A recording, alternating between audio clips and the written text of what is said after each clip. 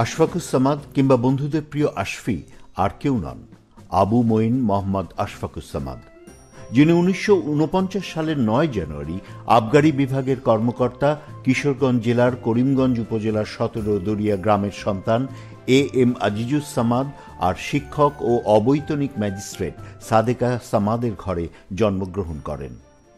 ঢাকার Saint Gregory উচ্চ বিদ্যালয় থেকে 1964 সালে মাধ্যমিক এবং নটরডেম কলেজ থেকে 1967 সালে উচ্চ মাধ্যমিক পরীক্ষা দিয়ে ঢাকা বিশ্ববিদ্যালয়ের পরিসংখ্যান বিভাগে সম্মান শ্রেণীতে ভর্তি হন সামাদ। 1971 সালের 25 মার্চে পাক বাহিনীর গণহত্যা শুরুর পর 27 মার্চ ঢাকায় কারফিউ ওঠার সাথে সাথে রামকৃষ্ণ মিশন রোডের বাসা থেকে আশফাকুস সামাদ বের হয়ে মিলিত হন 3 বন্ধুর সঙ্গে। মুক্তিযুদ্ধে অংশ নিতে সেদিনই সোজা কিশোরগঞ্জে চলে যান 4 জন। কিশোরগঞ্জ টাউন হলে বাংলাদেশের জনযুদ্ধের প্রতি আনুগত্যে শপথ পাঠ করে 2-3 দিনের সামান্য প্রশিক্ষণ শেষে 4 এপ্রিল আশফি, 2 বন্ধু আর 3টি 303 রাইফেল ও কিছু গোলাবারুদ নিয়ে অতি গোপনে নৌকাযোগে ঢাকা ফিরে ওঠেন আশফিদের বাড়িতে। ঢাকায় প্রবেশ করল মুক্তিযুদ্ধের প্রথম গেরিলা দল। শুরু হলো আশফির মুক্তিযুদ্ধ, শুরু হলো ঢাকায় মুক্তিযোদ্ধাদের সংগঠিত করবার কাজ। জুন মাসে বাংলাদেশ সেনাবাহিনী মুক্তিযুদ্ধ সুষ্ঠুভাবে পরিচালনার লক্ষ্যে কমিশনড অফিসার নিয়োগের প্রথম স্বল্পকালীন প্রশিক্ষণ কোর্স SS1 এর জন্য মেলাঘর থেকে মনোনীত করল আশফাকুস সামাদকে। তিনি প্রশিক্ষণে চলে গেলেন মূর্তি ক্যাম্পে।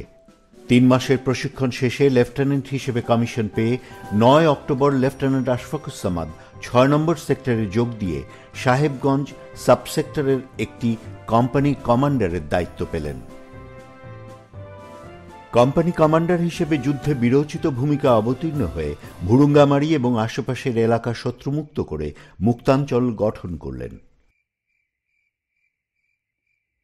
19 নভেম্বর দিবাগত রাতে পাকিস্তানিদের শক্ত ঘাঁটি রায়গঞ্জ দখলের দৃঢ় প্রতিজ্ঞায় শক্তিশালী, দক্ষ এবং অনেক গুণ ভারী অস্ত্রে সজ্জিত 25 পাঞ্জাব রেজিমেন্টের ঘেরাওয়ের মধ্যে থেকেও অসীম সাহসে বলিয়ান 6 নম্বর সেক্টরের লেফটেন্যান্ট আবু মঈন মোহাম্মদ আশফাকুস সামাদ প্রাণ লড়িয়ে যুদ্ধ চালিয়ে যাচ্ছেন।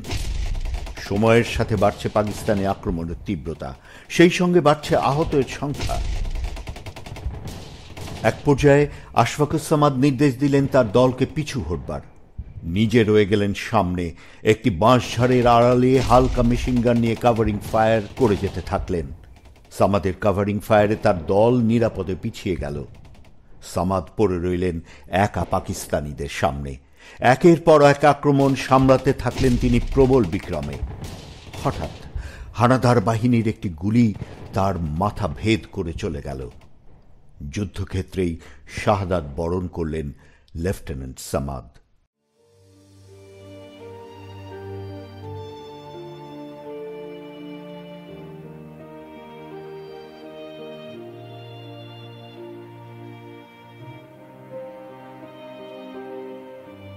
Sector commander M K Bashar, সাথী মুক্তিযোদ্ধা ও ভারতীয় বাহিনীর সহযোদ্ধারা সামরিক কায়দায় স্যালুট করলেন শহীদ লেফটেন্যান্ট আবু মঈন মোহাম্মদ আশফাকুস সামাদকে। তাকে শেষ শয্যায় শুইয়ে দিলেন জয়মনির হাট মসজিদের পাশে।